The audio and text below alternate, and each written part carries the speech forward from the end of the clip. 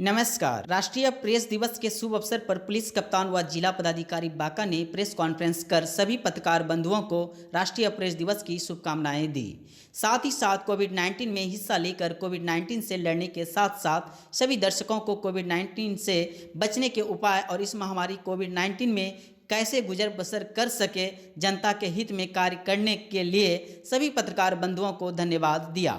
साथ ही साथ यह भी बताया गया कि 4 जुलाई 1966 को प्रेस परिषद की स्थापना की गई थी और सुचारू रूप से 16 नवंबर 1966 को कार्य करना शुरू किया। संविधान के अनुच्छेद 19(a) के तहत प्रेस की स्वतंत्रता हमेशा कायम रहे। हम लोग प्रेस दिवस इसलिए मनाते हैं कि सभी पत्रकार बंधुओं की जागरूकता और बल देने का काम कर सके, ताकि सभी पत्रकार बंधु एकजुट होकर भारतीय प्रेस को आगे बढ़ा सके। देश में राष्ट्रीय प्रेस दिवस बड़े ही धूमधाम से मनाया जाता है। जानकारी के अनुसार बता दें कि भारत देश में मीडिया को लोकतंत्र का चौथा स्तंभ माना जाता है। वहीं इसकी शुरुआत तो आदिकाल से ही हो गई थी। यहाँ बता दें कि देवर्षि नारद जी को पत्रकारिता का मुख्य जनक माना जाता है, क्योंकि नारद जी ने ही भगवान को संचार के इस माध्यम से अवगत कराया था। वहीं देश में प्रत्येक वर्ष राष्ट्रीय प्रेस दिवस 16 नवंबर को मनाया जाता है। यह दिन भारत में एक स्वतंत्र और जिम्मेदार प्रेस की मौजूदगी का प्रतीक है। बता दें कि विश्व में आज लगभग 50 देशों में प्रेस परिषद या मीडिया परिषद है। भारत में प्रेस को वॉचडॉग एवं प्रेस परिषद इंडिया को मॉरल वॉचडॉग कहा गया है। राष्ट्रीय प्रेस दिवस प्रेस की स्वतंत्रता एवं जिम्मेदारियों की ओर हमारा ध्यान आकृष्ट करता है। जिला प्रशासन की ओर से आए तमाम पदाधिकारी, एसपी साहब, डीडीसी साहब और बाकी अन्य पदाधिकारी सबों का स्वागत करता हूँ। हम लोग जैसे सब लोग अवगत हैं, 4th पिलर ऑफ डेमोक्रेसी बताया जाता है मीडिया को। इसमें आप लोग का जो रोल है, हमारे पत्रकार बंधुओं का, प्रिंट इलेक्ट्रॉनिक सारे पत्रकार बंधुओं का, बहुत ही अपने लोकतंत्र को सशक्त करने में समाज का एक प्रतिबिंब आप लोग रहते हैं, उसमें बहुत ही अहम योगदान रहता है। इस प्रेस दिवस पे जो चर्चा का विषय दिया गया है, कोरोना काल में सबकी सहभागिता प्रेस की और उनका ये बहुत ही सराहनीय रहा है। शुरुआत के दिनों में ही जब कोविड को लेकर के बहुत ही रहस्यवादी स्थिति बनी हुई थी, ये बीमारी आखिर है क्या। प्रेस कॉन्फ्रेंस कर पुलिस अध्यक्ष ने दी जानकारी। पुलिस अध्यक्ष को गुप्त सूचना के माध्यम से जानकारी प्राप्त हुई कि गोड्डा नगर थाना गोड्डा जिला के दोहरे हत्याकांड में अभियुक्त अभिषेक कुमार सिंह पिता मनोज कुमार सिंह गुल्ली कुसास शंभूगंज थाना क्षेत्र में रहते हैं।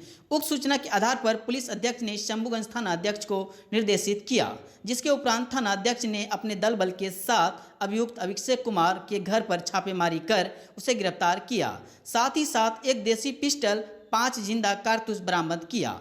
बता दें कि अभियुक्त अभिषेक कुमार सिंह पूर्व में ही दोहरे हत्याकांड में शामिल था। कुछ दिन पहले गोड्डा अनुमंडल पुलिस पदाधिकारी के द्वारा गुल्ली कुसाहा गांव में छापेमारी करने गए थे, तो अभिषेक कुमार सिंह की तरफ से पुलिस पर गोलीबारी करते हुए फरार होने का भी आरोप है। गोड्डा के टाउन थाना में एक घटना घटी थी। बाजार में एक सैलून में गोलीबारी की गई थी, जिसमें 2 लोग मारे गए थे।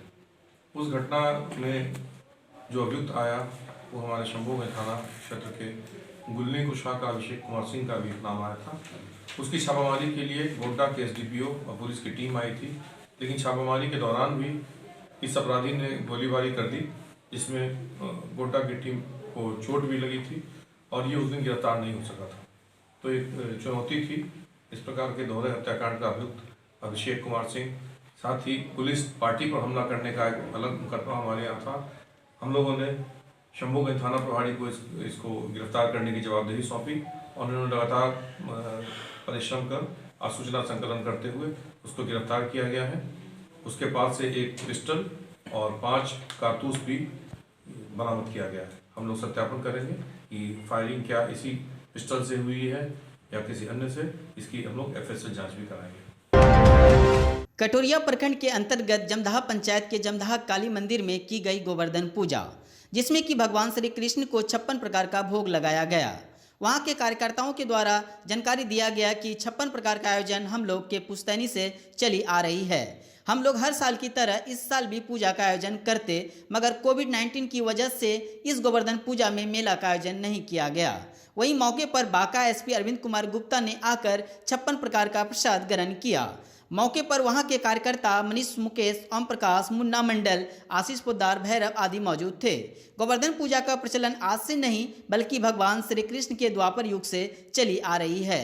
द्वापर युग में पहले ब्रजवासी भगवान इंद्र की पूजा किया करते थे, मगर भगवान कृष्ण का तर्क था कि देवराज इंद्र गोकुल वासियों के पालनहार नहीं हैं, बल्कि उनके पालनहार तो गोवर्धन पर्वत है, क्योंकि यहीं ग्वालों के गायों को चारा मिलता है जिनसे लोग दूध प्राप्त करते थे।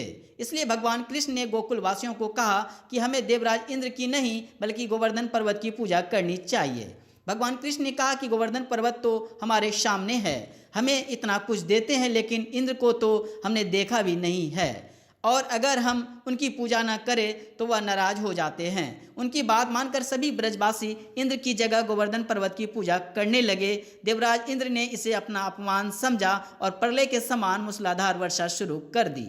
तब भगवान कृष्ण ने गोवर्धन पर्वत को अपने छोटी उंगली पर उठाकर ब्रजवासियों की भारी बारिश से रक्षा की थी। मंदिर का स्थापना 1949 में करवाया गया। ये बाबू परशुराम सिंह जो महान स्वतंत्रता सेनानी थे, उन्होंने करवाया था। इस मंदिर की विशेषताएं यही है कि इन्होंने जब बाबू परशुराम सिंह को जो है फांसी की सजा हुई थी, तो उन्होंने यहाँ इसी मिट्टी पे बोला था कि भाई अगर माँ काली की आशीर्वाद रहा, मेरा फांसी टल गया तो मैं यहाँ एक मंदिर बनवाऊंगा और इस मंदिर में पूजा पाठ होते रहेगा। उन्होंने इसके बाद इस मंदिर की इतनी ज़्यादा खूबसूरत है, यहाँ जो भी मन्नत मांगते हैं कि जो भी आप प्रार्थना करते हैं कि माँ काली मुझे पूरा करो, तो वो पूरा करती है। 56 भोग 7 कृष्ण भगवान 7 दिन उंगली में था, तो भोजन कैसे करते? इसलिए एक दिन में 8 बार भोजन होता था उनका। इसलिए माँ सोचा कि माँ का दिल बहुत बड़ा होता है, इसलिए बच्चे के लिए सोचा कि हम ऐसे मेरा बच्चा 7 दिन से भूखा है, हम 8 से 56 भोग खिलाए भगवान। ऐसे भगवान को भोग तो भगवान का डेली लगता है। इस हिसाब से उनको जो है एक दिन में 56 को खिलाया गया। जो 7 दिन रुका हुआ था, 8 से 56 खिलाया गया भगवान। पोखर में छठ घाट न होने से ग्रामीणों में दिखा खास तौर पर गुस्सा।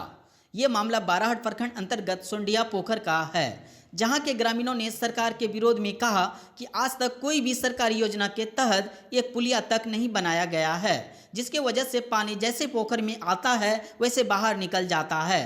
ये पोखर सोंडिया दक्षिणी पंचायत में सदियों से है, जिसको 22 बीघा पोखर के नाम से भी जाना जाता है।